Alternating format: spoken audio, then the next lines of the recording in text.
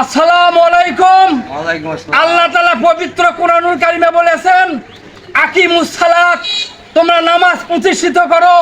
শুধু তাই নয়, man can not live without bread. মানুষ খাদ্য ছাড়া বাঁচতে পারে না।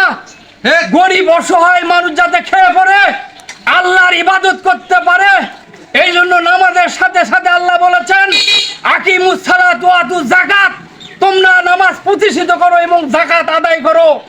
এই যাকাত আদায় করতে বলেছেন, দিতে বলেননি। এটা রাষ্ট্রের দায়িত্ব। কিন্তু দুঃখের বিষয়, এই বাংলাদেশে মানুষ রচিত সংবিধানে এই বাংলাদেশ চলে। এখানে যদি আজকে এই বাংলাদেশ আল্লাহ প্রদত্ত সংবিধান অর্থাৎ কোরআনের আইন থাকতো, রাষ্ট্রনায়ক যাকাত তুলে ধনীদের থেকে নিয়ে গরিবদেরকে দিত, তারা খেয়ে পড়ে আল্লাহর ইবাদত করতো। ঠিক কিনা?